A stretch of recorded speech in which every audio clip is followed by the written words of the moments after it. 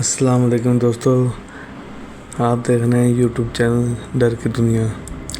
ये कहानी एक नौजवान लड़की महानूर की है जो अपनी फैमिली के साथ एक पुराने घर में मुंतकिल होती है जहाँ पुरस्कार वाक़यात उसकी ज़िंदगी को उलझा देते हैं।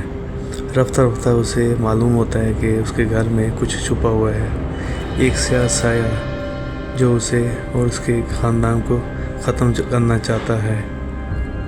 आगे चलते हैं कहानी की तफसील की तरफ। महानूर की आंख खुली तो कमरे में गुम अंधेरा था। हवा की ससराहट खिड़की के पर्दों को हिला रही थी।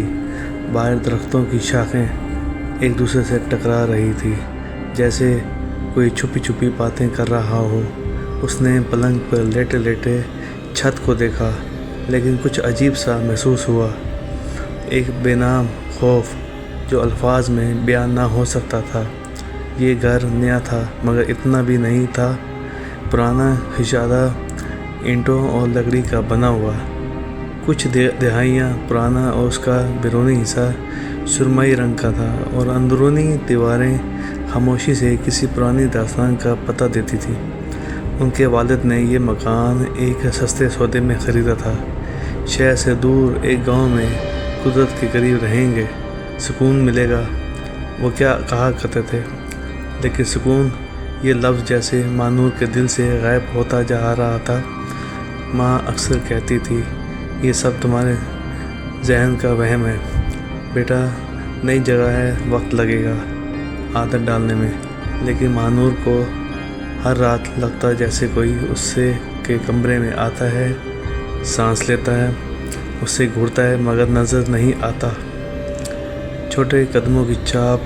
एक रात जब महानूर रात के 2 बजे के करीब अपने बिस्तर पर मुताला कर रही थी, उसे लगा जैसे दरवाजे के पीछे कोई है।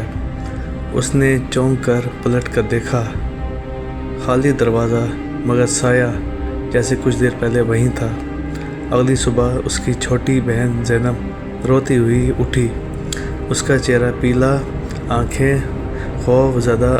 दीवारों से कोई मुझे बुला रहा था आपी, वो कह रहा था आओ मेरे साथ। महानूर ने उसे सीने से लगाया।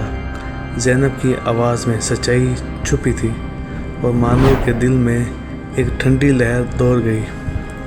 घर में अजीब अजीब बातें होने लगी, कभी सामान गायब, कभी कमरे के दरवाजे खुद ब खुद बंद, कभी रात को किसी के चलने की आवाज़ें, बाथरूम का नल खुद ब खुद खुल जाता, लाइटें झपकती थी।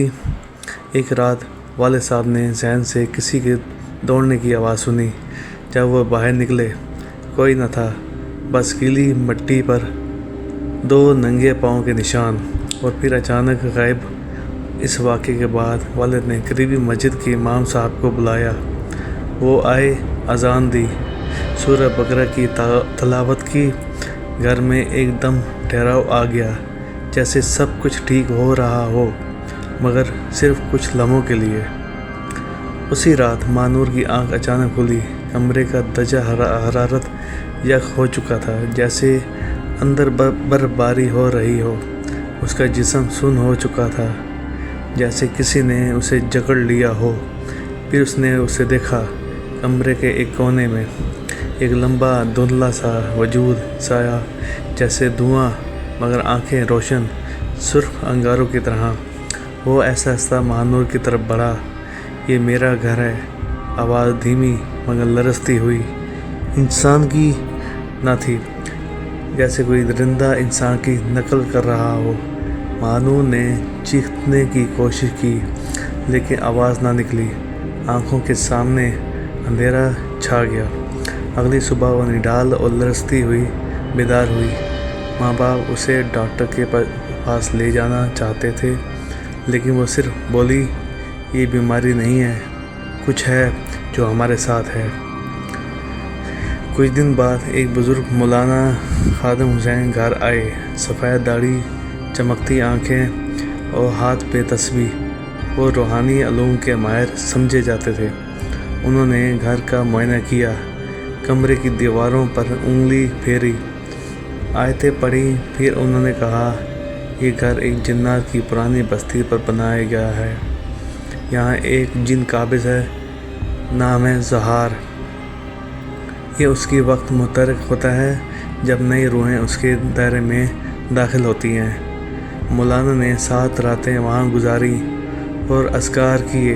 ہر رات سائے کی مزاحمت بڑھتی گئی، کبھی درخت جڑ سے ہلنے لگتے، کبھی چھت پر قدموں کی آواز، کبھی کوئی اونچی ہنسی۔ 6ٹھی رات مولانا نے بے ہوش ہو گئے۔ ان کے کپڑے پھٹے ہوئے تھے، جسم پر خراشیں تھیں، مگر انہوں نے ہار نہ مانی۔ 8ویں رات مولانا نے صحن میں چراغ جلانے کا کہا۔ مانور، اس کے والدین اور امام صاحب سب صحن میں جمع ہوئے۔ مولانا نے سورۃ جن، آیت الکرسی اور سورۃ الناس کی تلاوت شروع کی۔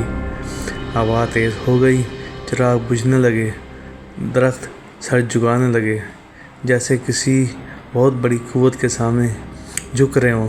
پھر وہ سایہ نمودار ہوا۔ تم لوگ یہاں نہیں رہ سکتے، آواز گونجتی، کتے اور انسان کے بیچ کی۔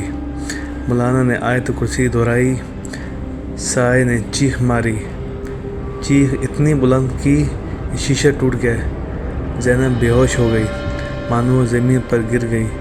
مولانا نے دونوں ہاتھ فضا میں بلند کیے، اے رب جلیل، اپنی مخلوق سے اپنی زمین کو پاک فرما۔ پھر ایک لمحے کو سب کچھ رک گیا اور سایہ غائب ہو گیا۔ جب سب کو ہوش آیا، مولانا کمزور مگر مطمئن تھے۔ انہوں نے کہا، زہار چلا گیا ہے، مگر تمہیں اس زمین کی حرمت کا خیال رکھنا ہوگا۔ اذان دینا، قرآن کی تلاوت جاری رکھنا اور رات کو دعا کے بغیر نہ سونا۔ وہ اب بھی کہیں ہے، کئی ماہ گزر چکے تھے، گھر میں سکون تھا۔ زینب پھر سے کھیلنے لگی تھی۔ والدین نے زمین کے ایک حصے پر مدرسہ قائم کرنے کا ارادہ کیا۔ مانور ہر رات دعا پڑھ کر سوتی۔ اس نے خواب دیکھنا چھوڑ دیے تھے، مگر کبھی کبھار رات کو جب ہوا چلتی، کھڑکی کے پردے لہراتے، اسے لگتا ہے جیسے کوئی درختوں کے پیچھے کھڑا ہے۔ اور ایک رات اس نے دوبارہ اسے دیکھا، چھت کی منڈیر پر، وہی سرخ آنکھیں۔ سایہ واپس نہیں آیا تھا، کیونکہ وہ کبھی گیا ہی نہیں تھا۔ دوستو، آپ کو ویڈیو کیسی لگی؟